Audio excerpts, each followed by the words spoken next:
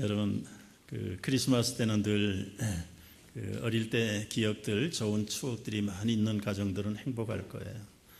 우리 자녀들 요즘 밤마다 와가지고 뮤지컬도 준비하고 찬양도 하고, 그게 우리 자녀들의 일생에 아주 좋은 신앙의 큰 힘이 될 줄로 믿습니다.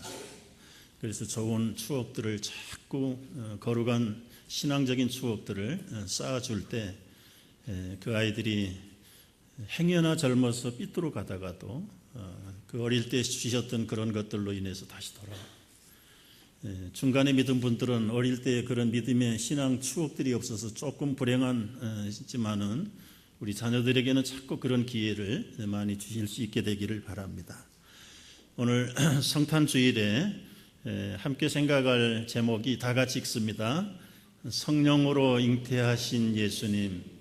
여러분 믿으십니까? 이거 믿지 않으면 사실은 교회 다닐 필요가 없어요. 우리 기독교에 양대 기둥이 있습니다. 이게 하나는 동정녀 탄생이고 하나는 부활입니다. 둘 중에 하나를 안 믿으면 이건 쓰러져요. 그래서 철저하게 과학적으로, 생물학적으로, 의학적으로, 상식적으로 이해가 안 된다고 해도 이 동정녀 마리아에게 탄생하신 그 놀라운 이 신비의 성육신 교리는 철저하게 여러분이 깨닫고 믿어야 될 줄로 믿습니다. 과거 2000년 동안 가장 사탄에게 공격을 많이 받은 교리 가운데 하나가 어떻게 처녀가 아기를 낳을 수 있느냐는 거예요. 인간적인 한계에서 생각을 할 때는 불가능한 사건입니다. 그러길래 이 성육신 사건은 신비의 사건이고, 이 성탄절이 그래서 이 신비의 최대의 선물이 바로 이 인카네이션, 말씀이 육신이 되어 오시는 사상 최대의 선물이 될 줄로 믿습니다. 여러분, 성경에는 이 기적 같은 임신 케이스가 아주 질펀해요. 그 중에 대표적인 사람이 아브라함과 사라입니다. 그 남편 몇 살인 줄 아세요? 100살이에요. 그 아내는 90살이에요. 여인들이 아는 것대로 여인들의 생리가 끝나면 생산 못해요. 여러분, 아무리 장수시대에 산다고 하지만 사라가 90이 됐는데 어떻게 아기를 낳겠습니까? 본인이 잘 알잖아요. 여성의 생리가 이미 끊어진 지가 수십 년이다. 불가능한 일인데 하나님께서 이들을 통해서 이삭이라는 아들을 보내셨습니다. 아들을 낳겠다고 그랬더니 이 사라가 속으로 비웃었어요. 하나님한테 들켰습니다. 그래서 이름도 아예 그냥 너 웃다가 얻은 아들이다 그래서 이삭이라고 지어라. 아들을 볼 때마다 하나님한테 아주 죄송했을 거예요. 내가 하나님 말씀 비웃다가 얻은 아들이다. 이삭이 웃다가 난 아들이라는 뜻이에요. 여러분, 그것뿐만 아니에요. 삼손의 케이스를 보세요. 사사기 말씀을 보면은 그 부모가 본래 임신하지 못함으로 출산하지 못했다고 그랬어요. 그런데 임신하여 아들을 낳을 것이다 그랬어요. 부부로서는 불가능한 이야기인데 하나님은 아들을 낳겠다고 말씀하죠. 그 대신 조건이 있다. 머리에 삭도를 대지 말고 독한 술을 마시지 말고 시체를 가까이 하지 말고 구별된 아들로 길러라. 젊어서 좀 방탕했지만 마지막에는 자기 목숨을 바쳐서 하나님 나라를 구원했던 사람이 삼손이에요. 유명한 사무엘의 케이스도 마찬가지지요. 그의 어머니 한나가 자식을 낳지 못해서 자기 몸종 하갈을 통해서 얼마나 어려움을 당했습니까? 아니, 하갈이 아니라 이 남편에게 소외감 받지요. 자기 자격지심이 일어나지요. 작은 와이프 애기 낳았다고 큰 댁을 구박하지요. 산당에 올라가서 독주에 취한 여인처럼 미치도록 하나님 앞에 태문을 열어달라고 기도하다가 응답을 받았습니다. 사무엘의 한나의 특징은 그 응답을 받고 나서 그 시간부터 얼굴에 수색이 사라졌다. 근심이 사라져버리고 1년 후에는 주신 아들을 약속한 대로 젖을 떼고 하나님의 전에 갔다가 바친 아들이 사무엘입니다. 세례 요한의 케이스도 마찬가지예요. 아버지는 제사장인데 제사를 드리는데 성전에 천사가 나타났어요. 네가 아들을 낳겠구나. 이 제사장인 아버지가 사가랴가 하는 말이에요. 내가 이걸 어떻게 알리요? 나도 내 아내도 너무 늙어서 가능이 없습니다. 믿음 없는 소리 했다가 그 요한의 아버지는 그 시간부터 벙어리가 되어버립니다. 그리고는 집에 가서 아내와 동침하는 가운데 하나님이 태문을 여시고 10달 후에 아들을 낳는데 아들을 낳으면 이름까지 지어줬어요. 요한이라 해라. 아버지는 말을 못해요. 그래서 쓸 걸 달라고 그래서 아들 이름을 요한이라고 해라. 딱 연필을 놓으니까 입이 탁 열리는 거예요. 여러분, 인간적으로도 불가능하지만 하나님이 하신다고 하시면 될 줄로 믿으시기 바랍니다. 아기를 못 낳는 며느리 시어머니가 목사님에게 데리고 가서 안수기도 받았댔잖아요. 근데 며느리가 마음을 안 여는 거예요. 안타까우니까 시어머니가 옆에서 아멘 아멘 하다가 1년 후에 시어머니가 아들 낳았다는 거 아닙니까?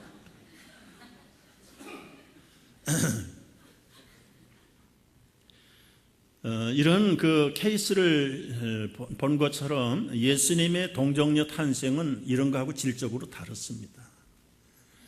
여러분, 정상적인 부부가 있고 나이가 많고 이미 다 생리적으로 끝난 부부들이라 할지라도 하나님이 하신다고 하시면 능치 못함이 없는 분이신데 왜 예수님을 처녀의 몸에 성령으로 잉태할 수 없다는 말인가요? 그게 의학적으로 생물학적으로 이해가 안 되기 때문에 하나님을 불가능한 하나님으로 만드신다는 말입니까? 여러분, 잉태된 사건은 아까 말씀드린 것처럼 죽은 자의 부활만큼이나 중요한 사건이 바로 이 인카네이션의 닥트린, 성육신 사건이에요. 도성인신 사건이에요. 어떻게 하나님이 사람이 될 수 있느냐, 이게 먼저 중요합니다. 처녀가 아기 낳는 것쯤은 하나님은 식은 죽 묻기예요. 그러나 그거보다 먼저 알아야 될 것은 왜 하나님이 사람이 되셔야 했는가, 이 문제를 먼저 알게 되면 처녀 동정녀 마리아에게 성령으로 잉태돼야 될 필연성을 자연스럽게 우리가 이해하게 될 겁니다. 여러분, 왜 하나님이 사람이 되셨습니까? 이거 두 가지를 생각을 해야 돼요.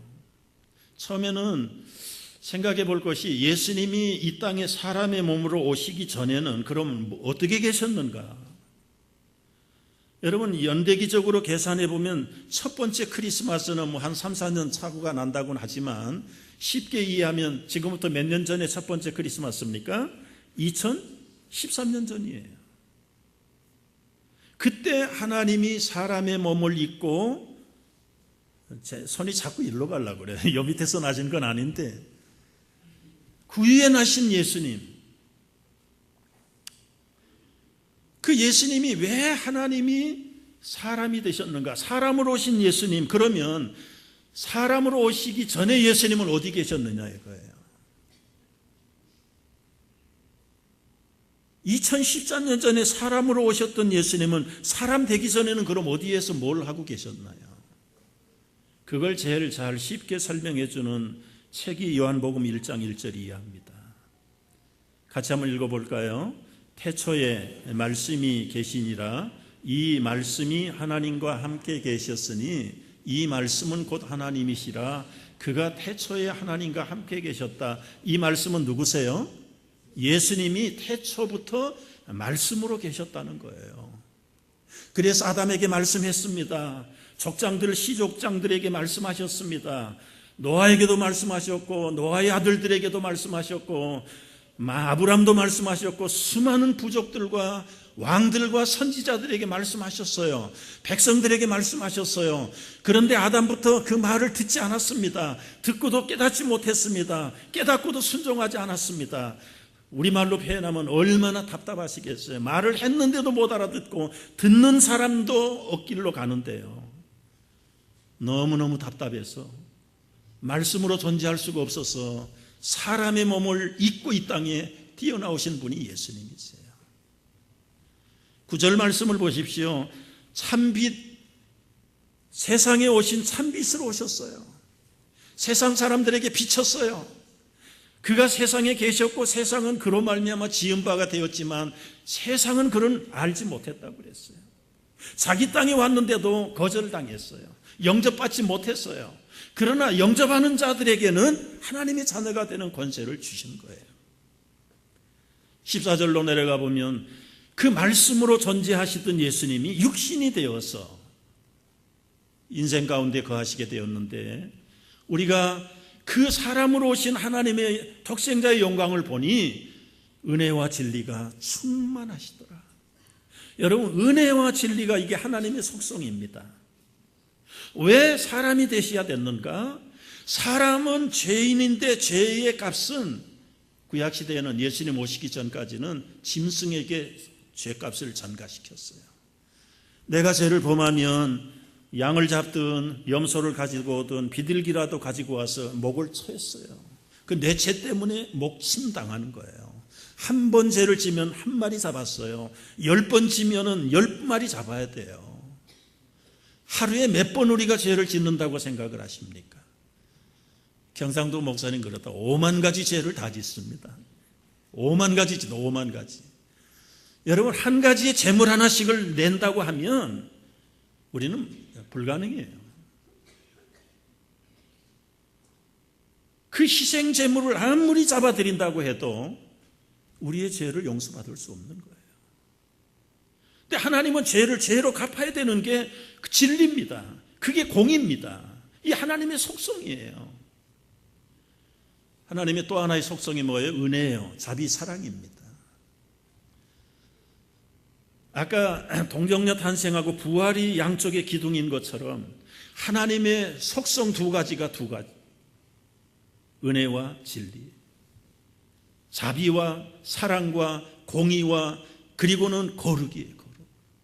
하나님은 이 두 개를 완성시켜야 존재하시는 분이세요. 그렇게 말씀했는데도 불구하고 알아듣지 못하고 들어도 순종하지 아니하고 하나님 배반하고 그런 백성을 죄값을 치기 시작하면 여러분, 우리 여기 남아있을 사람 한 사람도 없습니다. 한 사람도 없어요. 의인은 없나니 한 사람도 없어요. 다 벌받아 죽임을 당해야 돼요. 형벌받아야 돼요. 그러면 하나님의 사랑이 울어요. 공의는 성립되셨지요. 하나님은 속성이 사랑인데 반대로 이 사랑을 만족시키기 위해서 죄를 처벌하지 않고 죄인도 용서하고 덮어버리고 그냥 모르는 척하고 넘어가면 사랑은 성립될는지 모르지만 그 나라 그 사회는 무법천지됩니다. 힘센 사람이 왕입니다. 약한 사람은 맨날 죽임당합니다. 약육강식이 통솔을 하고 말 거예요. 하나님의 이 사랑과 공의는 그래서 균형스럽게 잡아줘야 우리가 행복한 거예요. 그런데 이 둘을 만족시킬 사람이 없잖아요. 사람의 죄값은 사람의 생명으로 보상을 받고 지불을 해야 되는데 죄 있는 사람들이 어떻게 다른 사람의 죄를 보석할 수 있습니까? 그 딜레마를 풀기 위해서 하나님이 죄 없는 사람으로 오셔서 사랑을 만족시키고 그리고 죄값을 지불하심으로 공의를 성립시키신 거예요. 이 놀라운 하나님의 구원의 계획 속에 가장 기묘하게 쓰임받는 하나님의 신비의 구원의 비밀이 바로 이 성육신의 사건이고 처녀의 몸에 동정녀에게 성령으로 잉태되어 나오신 아기 예수님의 출생 사건입니다.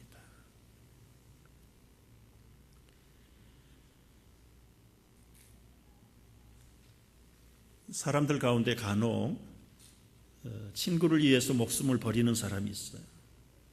도스토옙스키의 작품에 보면 친구를 위해서 사형을 대신 받는 친구도 있습니다. 친구를 위해서 대신 징역살이 하는 친구도 있어요. 여러분, 그건 친구로서의 의리는 성립하고 만족시켰지만 그 죄의 본질이라는 것은 없어지는 게 아니에요. 사람만 바뀌어서 형벌을 받을 뿐이지. 사람으로서는 죄를 보속할 사람이 없어요. 그래서 하나님이 사람 되어 오신 사건이 이 성육신 사건이고, 그리고 말씀이 육신이 된 사건이에요. 자, 그렇다면 마리아에게서 난 예수님이라고 생각을 하면 마리아도 죄인 중에 한 사람이지. 원죄가 있고 자범죄가 있는 사람이지. 그 안에서 잉태되어서 태어난 예수님, 마리아의 유전을 받아 남자가 없이 태어났는데 여러분 받을까요? 안 받을까요? 그게 참 신기한 거예요. 그래서 이 과학적으로 이해가 안 된다고 그랬어요. 그러면 현대의학적으로 비슷하게 이해를 돕기 위해서 설명을 해보는 게 대리모 제도입니다. 여러분, 미국 가정에 요즘 아기가 없는 부부들이 대리모를 찾아서 인도를 많이 가더군요. 텔레비전 지구촌 뉴스에 보니까요. 그래서 이 미국에 아기 낳지 못하는 엄마 아빠의 그 정자와 난자를 인큐베이터에다가 수정을 해가지고 잉태가 되면 그걸 인도의 대리모 여인에게 자궁에다가 넣어주는 거예요. 3만 불에서 5만 불 낸답니다. 자, 그러면 10달을 그 대리모 여자가 미국 부부의 아기를 안고 10달을 자기의 몸 안에서 키우는 거예요. 그리고 분만합니다. 출산해요. 출산했는데 이게 웬일입니까? 그 아이가 그 인도 엄마를 꼭 닮았습니다. 믿어지시나요? 암만 전문 분야가 아니지만 무슨 소리인지 감을 못 잡는 분들이 많아요. 여러분, 닮을까요? 안 닮을까요? 닮을까요? 안 닮을까요? 안 닮습니다. 인큐베이터 역할만 한 겁니다. 그 유전 받을까요? 안 받을까요? 안 받습니다. 그 피를 받을까요? 안 받을까요? 안 받습니다. 우리 부인과 의사들, 산부인과 의사들한테 물어보세요. 벌써 난자와 정자가 결합돼서 아기가 만들어지면 심장이 그 안에서 피를 자기 스스로 만드는 거예요.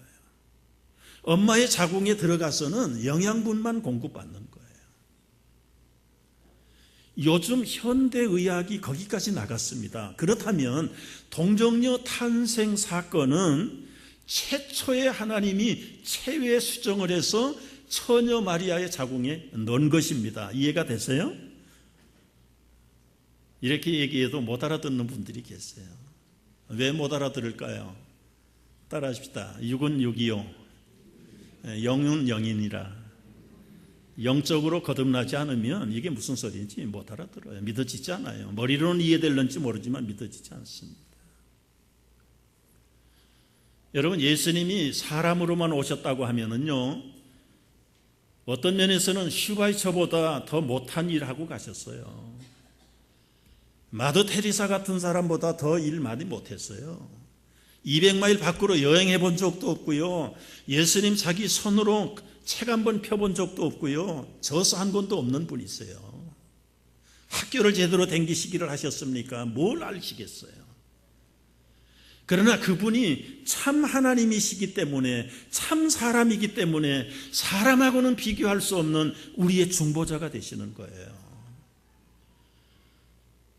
예수님이 사람이 되신 목적 가운데 하나가 우리의 죄를 깨끗하게 대신 다 받으시기 위해서, 당신이 죄가 있으면 당신 머리도 못 깎는데 누구 머리를 깎아준단 말입니까?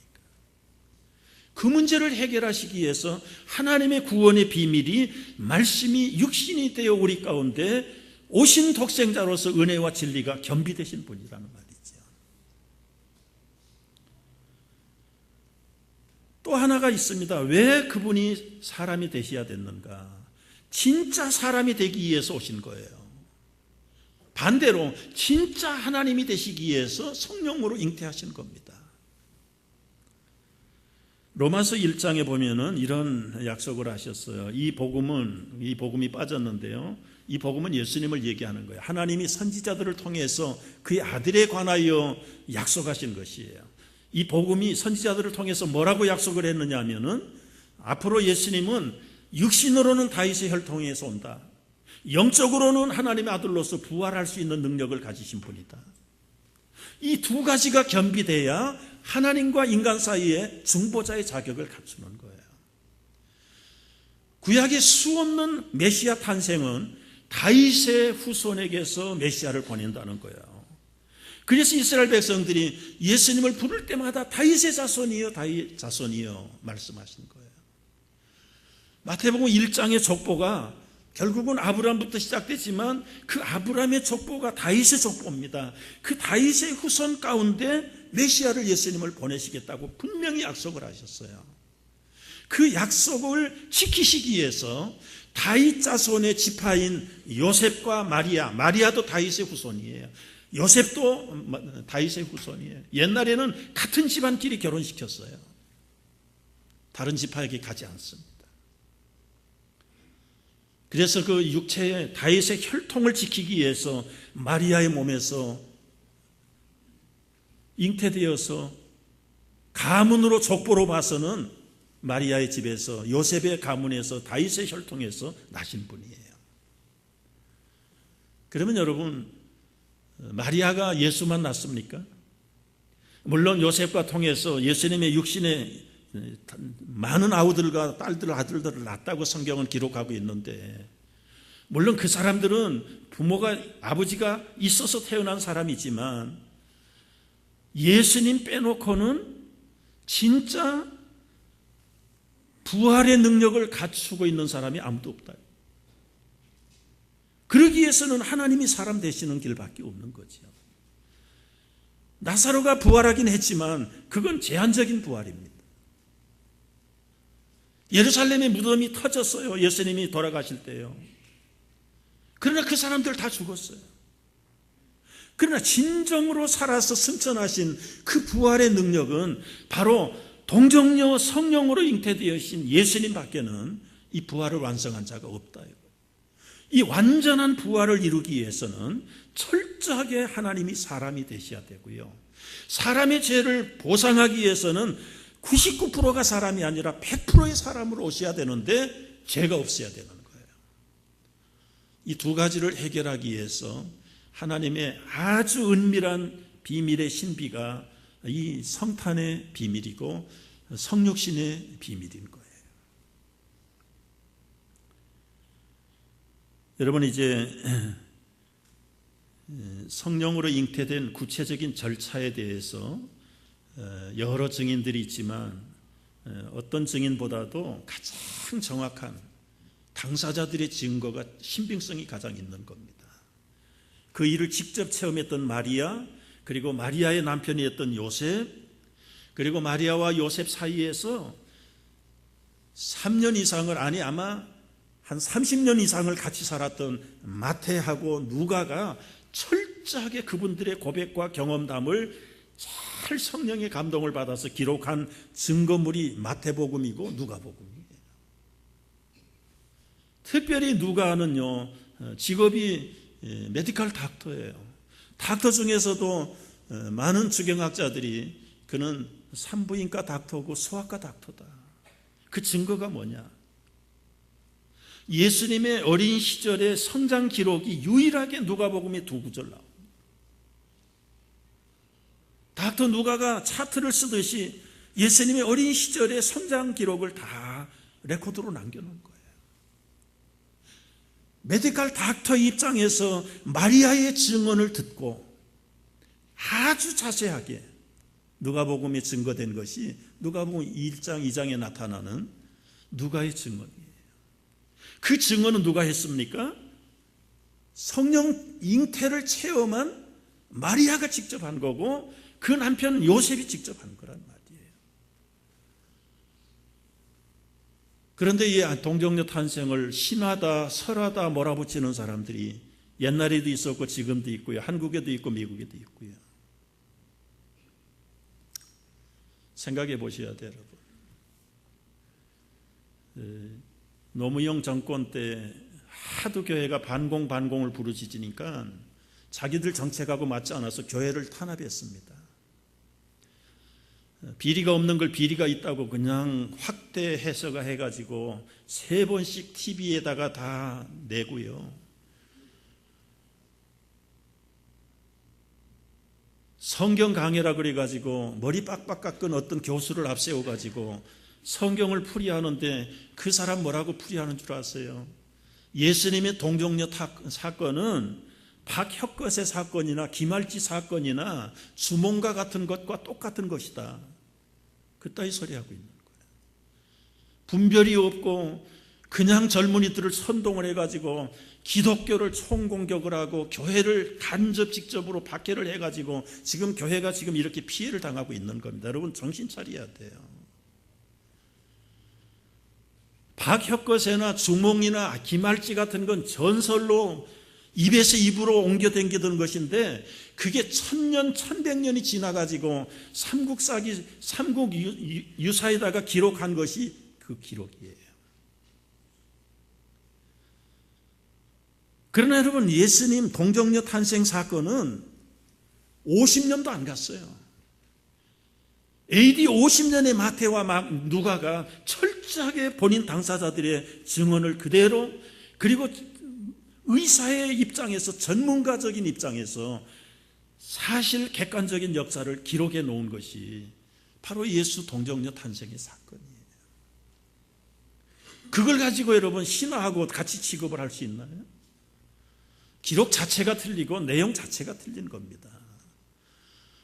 우리가 이런 면에서 이 기독교 변증을 해야 돼요. 변증이라는 건 우리 스스로의 진리를 프로텍트하는 거예요. 더더구나 이 처녀가 아기를 낳았다는 일에는 이 사춘기 젊은 애들도 막 관심이 있어가지고 막 열을 내면서 비판을 합니다. 교회에 잘 댕기는 할머니 밑에 믿지 않는 손자 하나가 있는데 할머니를 막 공방하는 거야. 할매, 처녀가 어떻게 아기를 낳아요? 처녀가 아기 낳으면 내 손에 장지지 있어.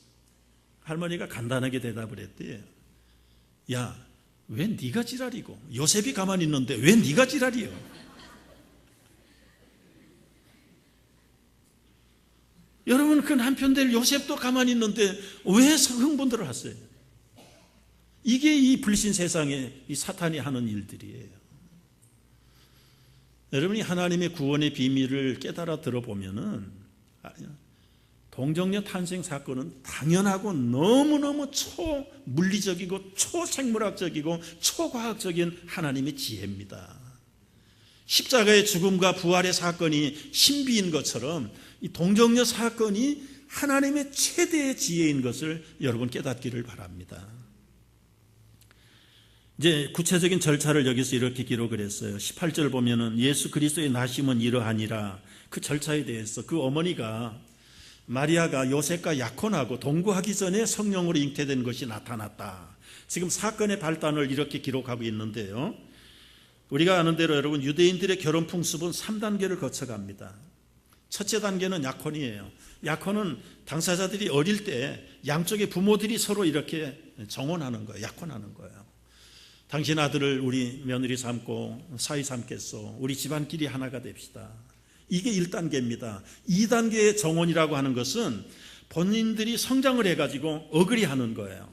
이제는 저 사람을 마리아를 남편으로 마리아를 아내로 요셉을 나도 아내라고 그랬어 남편이라고 그랬어 하여튼 동의하기로 부모들도 동의하면 그게 정혼이에요. 이 정혼을 하면은 여기 말로 하면은 시리올에 가서 등록하는 거예요. 남편 요셉, 부인 마리아. 그러면 그때부터 법적인 부부의 효력이 발생하는 겁니다. 만약에 이 기간에 부인이 임신을 했다. 그 당시 헌법으로는 돌로 쳐 죽이는 사형감입니다. 사형감. 그런데 이 정혼의 단계는 법적인 부부는 됐지만 결혼은 아니에요.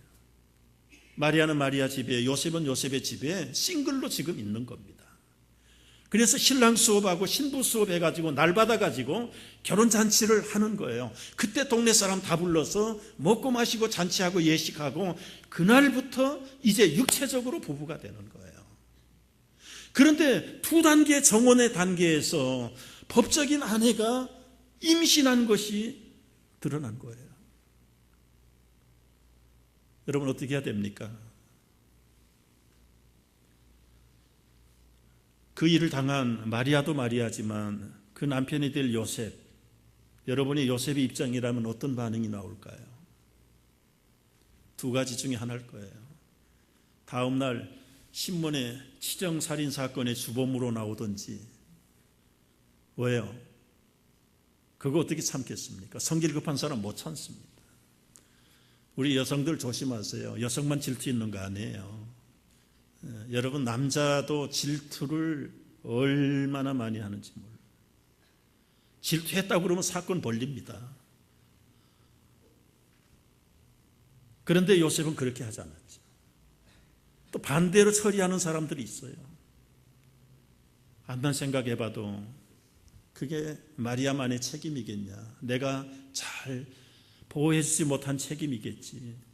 성격으로 봐서는 바람 피울 사람은 아니고 겁탈을 당했나 보다. 나 하나 이거 제대로 남편 구실 못할 거 살아서 뭘 하냐? 나 하나 없어지자. 그리고 가버리는 사람도 있어요.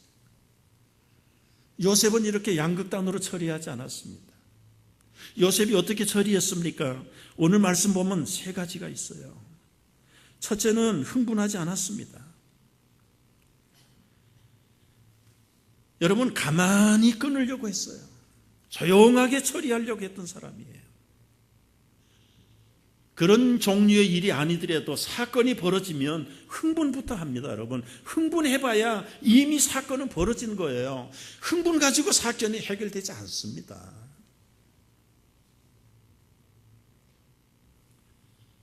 여러분, 남자나 여자나 결혼 전이나 결혼 후나 이런 종류의 죄를 범할 수 있어요. 신문상에 텔레비전에 나오는 뉴스들이 대부분이 다 이런 동기 때문에 벌어지는 범죄 사건들이에요. 살인 사건들이에요. 그들이 흥분만 안 했더라면 극단적인 사건까지는 안 가요. 흥분해가지고 결과적으로는 완전히 망가지는 인생이 되는. 절대로 여러분 어떤 일을 만날 때라도 흥분할 필요가 없어요. 그런데 이 사람의 제품은 조그만 일에도 흥분하도록 만들어진 제품이에요. 타락의 본성이 그런 거예요. 그러나 여러분, 그 흥분이 문제를 해결하는 데 도움이 됩니까? 절대로 안 돼요. 처녀가 아이를 임신했다는 것은 그야말로 극도로 흥분할 사건이죠. 나하고 관련이 없는 동네 사람이 그랬다고 해도 아마 입 달린 사람은 한마디씩 다 흥분할걸요. 그러나 흥분해가지고 일어난 사건이 없어지는 거예요. 흥분할 필요가 없어요. 요셉은 의로운 사람이라 드러내지 않고 가만히 끊고자 했더라. 굉장히 사람을 아끼는 사람이에요. 여러분, 형제가 자매가 한마디 잘못하면 그걸 가지고 떠벌려 가지고는 그냥 그렇게 동네 북치듯이 두들겨야 됩니까? 그거하고는 성격이 다른 일이 벌어졌는데도 요셉은 가만히 덮어서 끝내려고 했던 사람. 여러분, 흥분해가지고 우리 자녀들 매부터 때려놓고 나중에 아닌데 어떡할 거예요? 얼마나 무안을 당해. 혈압 올라갈 필요가 없어요. 어떤 종류의 일을 만난다 할지라도 여러분 차분하게 대처하세요. 요셉이 바로 그런 사람이었어요. 두 번째 보세요. 20절에 보면 이 일을 생각할 때 생각해 봐야 돼요. 심사숙고해야 돼요. 속단부터 하지 말고요. 이게 사람이 믿을 게 없네. 여러분, 마리아가 성격이 나빴을까요? 별 생각을 다 해봤을까요? 그 입장이 돼보기도 하고, 내가 도대체 뭐를 잘못해서 이렇게 됐을까? 내 잘못이 없다면 마리아 잘못도 아닌데. 거기까지 가면 내가 이해가 안 되고 납득이 안 되는 것이라면 그 다음에는 우리가 고민할 게 아니에요. 하나님, 도대체 이게 어찌 된 일입니까? 이제는 내가 끌어안고 해결이 안 되면 하나님의 지혜와 도움을 빌려야 되잖아요. 심사숙고해야 됩니다, 여러분. 제대로 알아보지도 못하고 떠벌리는 것부터 하는 게 사람들이에요. 교회 한두 번 와가지고 교회를 난도질을 하는 사람들이 얼마나 많아요. 성경 읽어보지도 않는 사람이 성경을 얼마나 많이 비판합니까? 교회 되어지는 일들을 다 아세요? 알지도 못하면서 왜 그렇게 떠들어요? 왜 그렇게 흥분하세요? 여러분, 자녀들이 입장이 돼보셨어요? 마리아 입장이 돼보셨느냐고요? 그냥 남의 일 말하기 좋아하는 사람들을 깊이 생각하지도 않고 이해하려고 들지 않고 말부터 하고 일부터 만들고 사건부터 저지르는 것이 오늘 우리가 살아가는 우리들의 모습이에요. 여러분, 이게 인간관계라면 얼마나 참 비참합니까? 당장 이해할 수 없다고 소리부터 지르고 흥분하면서 일부터 저지른다면 도대체 뭘 믿고 누구를 믿고 살아야 되는 거예요? 여러분, 마리아 입장이 있다가 보겠습니다만 만약에 고혈압이 올라가 가지고 요셉이 자기 성질대로 했더라면 불쌍한 사람은 마리아지. 그러나 요셉은 이 일을 깊이 생각을 했어요. 생각하다가 잠이 들었어요. 꿈에 천사가 나타나서 현몽을 해줬어요.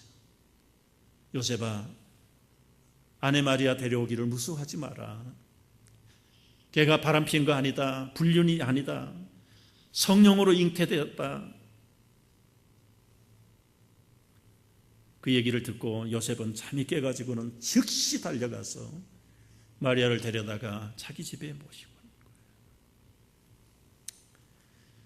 여러분, 하나님이 하시는 일은 참 얄미울 때가 많습니다. 여러분, 우리가 이 일을 당사자가 아니기 때문에 그 실감을 못하지만 만약에 우리의 입장이, 여러분의 입장이 마리아 입장이고 요셉의 입장이었다면 아마 피가 말랐을 거예요. 피가 말랐을 거예요. 그렇지 않겠습니까? 그런데 하나님이 며칠 전에 불러가지고 야, 너희들 앞으로 정원한 사이에 합방을 하지 않아도 마리아가 임신을 할 거야. 아무 염려하지 마라. 그거 성령으로 된 거다. 한마디 기띠만 해줬으면 얼마나 편할 뻔했어요. 근데 하나님은 그렇게 일 안 하셨어요. 끝까지 가보는 거예요. 100세에 얻은 아들 독자 이삭을 하나님이 아브라함에게 바치라고 그럽니다. 잡아서 바치라는 거예요. 짐승 잡듯이 잡아가지고 불태워 드리라는 거예요. 아예 기띠 한마디 했으면 얼마나 좋아. 그러나 아브라함아, 거기 가면 수양 내가 한 마리 예배해 놨다. 염려하지 말고 해라. 하나님이 그렇게 일하지 않습니다. 하루도 아니고 이틀도 아니고 3일길을 가면서 그 아버지 아브라함이 얼마나 많은 갈등과 고민을 했을 거예요. 내가 하나님의 음성을 제대로 들었나? 하나님이 아무리 봐도 인육을 잡아가지고 제물로 삼는 하나님이 그게 윤리적인 하나님 맞냐? 내가 잘못 들은 것 같아. 돌아가자. 아니야, 내가 잘못 들을 리 없어. 그러면 100세에 주신 자식이 어떻게 짐승 잡듯이 잡아서 드리라는 거냐? 여러분, 하루도 아니고 사흘길을 가면서 그 아비 아브라함은 독자 이삭을 잡아드리려고 얼마나 많은 갈등, 업앤다운을 했을까요? 가기 전에 너 가면은 수양 한 마리가 있다. 염려하지 말고 가라. 그러면 아브라함 별로 그렇게 의의가 없는 거지요. 포박해가지고 장작더미 위에 올려놓고 날카로운 칼을 들어가지고 심장을 겨눌 때 찔른 겁니다. 사실은 닿기 전에 하나님이 스탑시키고요. 그때서야 아브라함을 믿음의 의로 인정해 주는, 갈 때까지 가보는 거예요. 여리고성을 여러분 하루에 한 바퀴 돌고 마지막 날 7바퀴 돌라. 100% 불평하고 원망할 것이 뻔하니까 언론 금지를 시켰어요. 그들에게 말하도록 자유 줬으면 이렇게 말할 겁니다. 야, 하루에 한 바퀴 돈다고 무너지냐? 난 안 돌아. 돈 사람이나 돌아. 여러분, 하루에 한 바퀴 돈다고 마지막 날 7바퀴 돈다고 그게 무너지겠어요? 그런데 마지막 날까지 언론 봉쇄를 당하고 타이반 자이반이지만 돌고 끝까지 가서 돌고 소리쳤더니 와르르 무너졌단 말이지.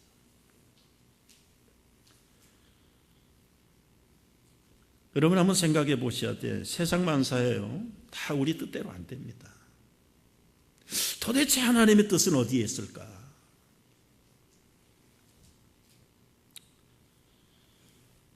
예수님이 십자가에 달려가지고 아버지 어찌하여 나를 버리십니까? 끝까지 말 안 했어요. 야, 너 죽으면 내가 3일 후에 짠하고 부활시켜줄게. 미리 다 예수님도 하나님의 동등한 지혜를 가지고 계신 분이라 모를 리는 없겠지만 100% 사람이기 때문에 그는 엄청난 인간의 인고와 고통을 가지고 있는 분이었어요. 심지어 아버지 하나님의 얼굴을 돌리고 해가 빛을 잃어버릴 정도로 버림받는 그 시간, 내가 여기 있다 하고 딱 나타나야 될 시간인데도 아버지는 등을 돌리시는 분이시죠. 여러분 왜 그렇게 하실까요? 하나님 왜 그렇게 일을 하실까요? 여기서 인내가 부족하고 믿음이 부족한 사람들은 돌아섭니다.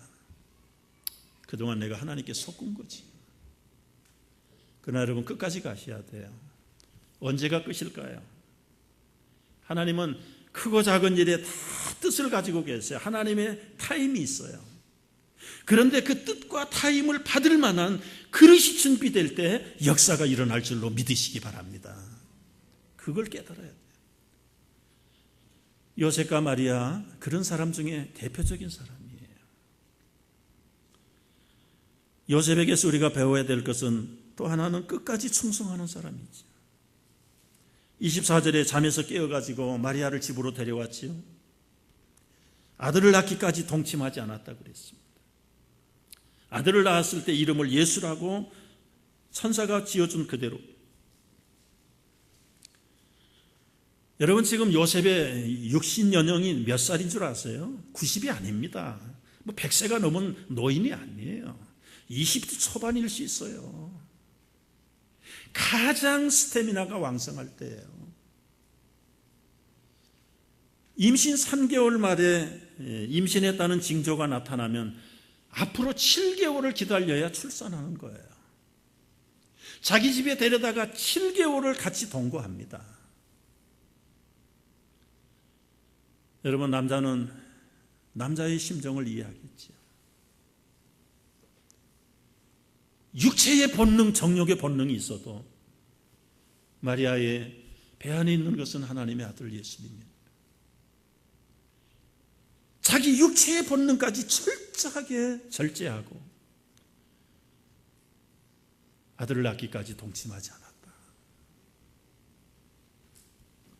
참 요셉이 얼마나 훌륭한 사람인가요? 끝까지 가다가 하루에 범하면 끝나는 거예요. 잘못된 거지. 여러분 충성도 끝까지 하셔야 돼요. 우스갯소리입니다만 아부도 끝까지 하면 충성이에요. 아부만큼 충성된 사람이 어디 있어요? 그러나 충성도 하다가 못하면 아부입니다. 그 아부예요. 새겨드려야 될 말이에요. 요셉은 아주 빚가번쩍한 그런 사람 아니잖아요. 우리가 보는 아는 대로 그야말로 변변한 비즈니스맨도 아니고 돈도 없는 사람이고 아마 단명해가지고 젊어서 일찍 가버린 것 같아요. 이름도 없는 동네 그저 책상이나 부서지면 고쳐주고 겨우 밥이나 먹는 그 가난한 목수. 그럼에도 불구하고 주님을 향한 하나님을 향한 그 절개와 그 충성은 끝까지. 예수님이 나타나는 곳마다 요셉이 있습니다. 여러분. 말구유관에 요셉 나오지요. 헤롯의 피난을 받아가지고 애굽으로 이사갈 때 거기 요셉이 따라가지요. 12살 되었을 때 성전에 올라갈 때 요셉이 나오지요. 요셉이 이름이 혼자 나온 적이 없어요. 그는 언제나 예수님과 동행했어요. 인간적으로 보면 아버지와 아들이지만 철없는 아들이지만 요셉은 예수님 중심으로 살았던 것이에요.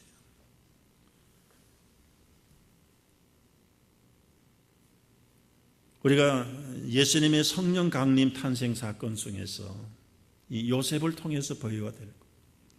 또 반대로 이제 당사자인 마리아를 통해서 한번 보자고요. 마리아는 너무 로마 천주교회가 신격화를 시켜가지고 우리들 마음속에는 좀 거부 반응이 있는 여자 중에 한 사람인데, 인간 여자 중에는 정말 마리아 같은 훌륭한 여자가 찾아보기 어려운 사람. 어떤 면에서 귀한 여인인가, 두 가지 면을 우리는 생각할 수 있어요. 첫째는 마리아는 자기 목숨을 내놓고 성육신에 순종한 사람입니다. 조금 풀어서 설명을 하면, 아까 설명드렸죠. 법적인 부부가 남편하고 동거하지 않았는데 남자 없이 아기를 임신해서 낳았다. 현행법으로 돌로 쳐 죽이는 사형입니다. 다른 변명이 필요 없습니다. 여러분, 오늘날 세상이 아무리 개방된 세상이라도 미혼모는 떳떳지 못해요.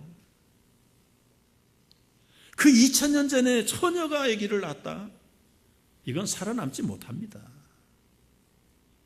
그럼에도 불구하고 마리아는 자기 목숨 아까워하지 아니하고 그 성육신에 자기 생명을 내는 사람이에요. 죽어도 좋다 이거예요. 어떻게 그렇게 희생할 수 있겠는가? 우리 여러분, 여성들의 입장에서 생각을 해보세요. 시집도 안 간 처녀가 이제 하나님의 아들을 낳겠다. 확실성도 없습니다. 이따가 말씀드리지만 이게 천사인지 사탄의 꼬임인지 알 수도 없는 그런 입장에서 내 생명을 분명히 사형의 돌탕에 맞아 죽어야 되는데 처녀가 임신을 하면, 그러고 내 아기를 가질 여자가 몇 사람이나 있을까?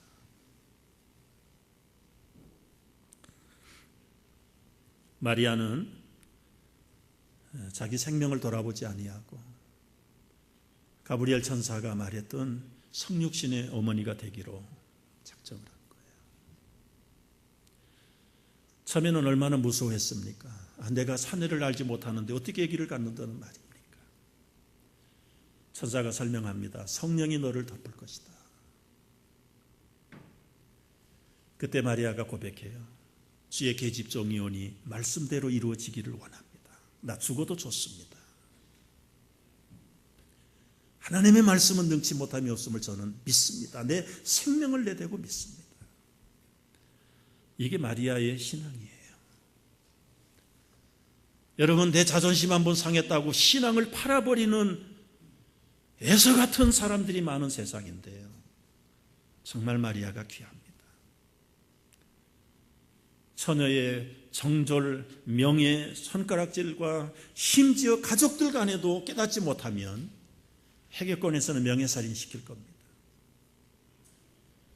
각오하고 죽으면 죽을지라도 하나님의 말씀대로 이루어지기를 위해서 나는 순종하겠습니다. 여러분, 성탄의 선물 가운데 요셉이나 마리아가 우리에게 보여준 이게 우리에게 주신 선물들이에요. 또 하나 마리아의 귀중한 훌륭한 점이 있어요. 천사가 나타나는데 마리아가 이게 천사인지 사탄의 음성인지 어떻게 분별을 하겠습니까?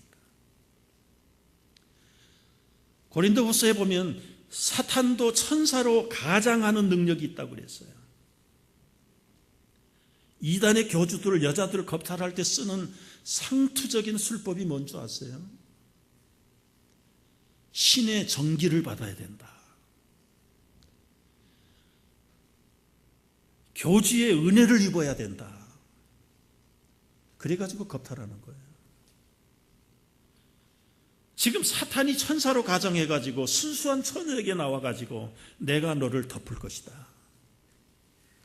주여 여기 있사오니 마음대로 하시옵소서.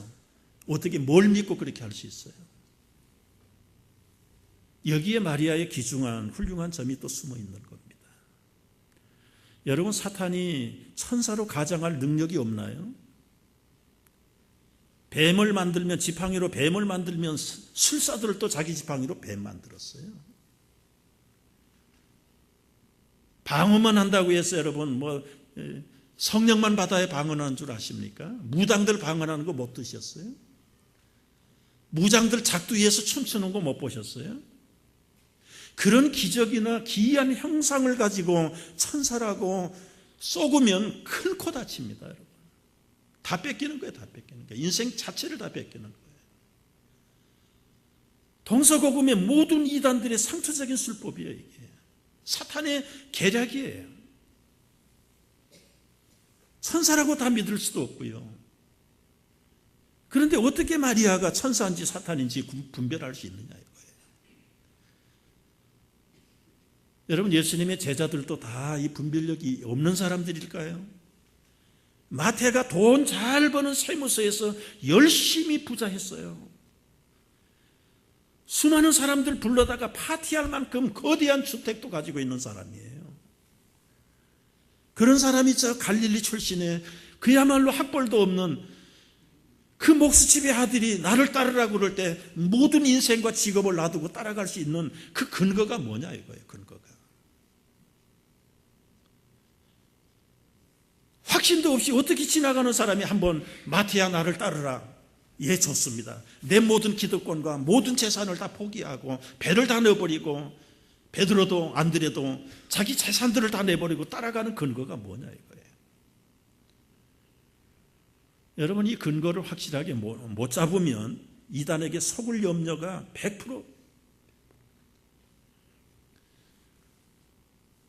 마리아가 자기 앞에 나타난 가브리엘이 사탄인지 천사인지 구별하는 법은 다른 거 아닙니다, 여러분. 혈통으로 다윗의 혈통에 나온다고 그랬죠, 메시아가요. 처녀가 잉태하여 아들을 낳을 것이라고 벌써 700년, 750년 전에 이사야 선지자를 통해서 예언하셨지요. 유대인들 속에는 유다 지파 가운데 다윗의 족보 가운데서 메시아가 온다는 걸 지금도 믿고 있어요. 말씀드린 대로 요셉과 마리아는 다윗의 족보의 집안의 남녀 청춘입니다. 그들이 태어나자마자 부모들과 그 할아버지는 뭘 가르쳤을까요? 우리 족보 가운데 메시아가 나온다. 처녀가 잉태해서 임마누엘 메시아를 낳을 것이라고 분명히 예언했다. 이게 다윗 족보를 타고난 젊은이들이 어려서부터 뼈저리게 들었던 말씀이에요. 제가 분별의 근거를 이 말씀에 두겠다고 설명하는 겁니다. 앞에 나타난 게 사탄인지 천사인지 분별하는 근거가 뭐냐? 인상이 좋아서 썩지 말라니까요. 목소리가 좋았어요. 꽃뱀들은 목소리가 좋은 거예요, 원래. 매너는 기똥차입니다. 그러나 이 사람이 사탄인지 천사인지는 언약하신 말씀, 어려서부터 훈련받았던 말씀의 정확성과 근거를 가지고 분별해야 되는 거예요. 이게 허투루마투루가 아니다. 철저하게 우리 아버지가, 우리 할아버지가 가르쳐 주셨던 다윗 언약의 사상이 오늘 가브리엘을 통해서 이제 시작되는구나. 할아버지로부터 아버지로부터 집안의 어른들로부터 배웠던 그 다윗 언약의 사상, 다른 말로 바꾸면 말씀의 근거가 일치될 때에 마리아는 자기 생명도 아까워하지 아니하고 말씀 앞에 자기를 드리게 된 것입니다. 여러분, 오늘 성탄주일의 결론이 뭘까요? 성령으로 잉태하신 그 예수님, 하나님의 잉태의 목적, 그게 우리가 취해야 될 거예요. 예수를 육신으로 이해하고 받을 수가 없어요. 슈바이처는 예수를 영으로 받지 않은 사람입니다. 그분의 휴머니즘을 받은 사람이에요. 예수님의 동정녀 탄생도 슈바이처는 부정합니다. 그러나 세리와 죄인들과 병자들과 불쌍하고 가난한 자들의 친구가 되었다는 그거 하나만 붙들고 슈바이처는 성자 소리 듣고 살았어요. 여러분, 인카네이션의 진짜 성탄의 신비를 슈바이처는 거부했던 사람이에요. 나중에 가서 천국 가서 찾아봅시다. 슈바이처가 예수 이름으로 천국에 왔는지 못 왔는지는 가서 볼 일이지만 지금까지 그의 신학과 사상을 검토해 본 학자들은 그는 크리스찬이 아니에요. 교회 와서 여러분 신앙생활, 교회생활 한다고 해서 이 예수님의 부활과 동정녀 탄생을 철저하게 영적으로 깨닫지 못하면 우리는 지금 헛다리 잡고 있는 겁니다. 그만큼 중요한 게 동정녀 탄생과 부활이에요. 두 가지가 없으면 하나님이 독생자를 보낼 필요도 없고요, 우리를 구원할 수도 없어요. 여전히 우리는 죄악에 살다가 영원한 저주와 형벌로 갈 수밖에 없는 존재들이에요. 그렇다면 여러분, 결론 중에 결론은 뭐예요? 성령으로 잉태하신 그분이 내 안에 육적으로는 올 수 없어요. 영으로 오셔야 돼요. 영으로 이미 들어와 계세요. 이미 과거에 영적으로 영접하신 예수 고백하는 성도들 속에 계시는 예수의 영이 이제는 내 심령에 구유해서 다시 한번 영접되어야 된다는 사건이에요. 매년 12월 25일을 기준으로 해서 기념하고 성탄을 메모리하는 이유가 뭐예요? 이 놀라운 성탄의 신비를 우리가 놓치지 말라는 거예요. 식어버리면 안 된다는 거예요. 다른 건 다 양보할지라도 그 말씀이 육신이 돼 우리 가운데 은혜와 진리로 오신 독생자의 영광을 놓치면 안 된다는 거예요. 이건 육으로 난 사람은 전혀 설명해줘도 몰라, 입에 넣어줘도 몰라, 뱃속에 넣어줘도 모르는 것이에요. 오직 영적으로 난 사람만이 이 영의 비밀을 깨닫게 될 줄로 믿습니다. 이 성탄의 이 인카네이션의 신비, 동정녀 잉태 놀라운 신비의 선물을 우리가 다시 한번 챙기면서, 여러분, 우리 안에 예수의 영이 계신다. 뭐가 두렵습니까? 누가 우리를 대적하겠어요? 죽으면 살리시고 늙지 못함이 없는 하나님의 영이 우리 속에 계시는데 누가 우리를 해할 수 있게? 왜 우리가 주눅을 들 수 있어요? 왜 두려워하겠어요? 염려할 거 아무것도 없어요.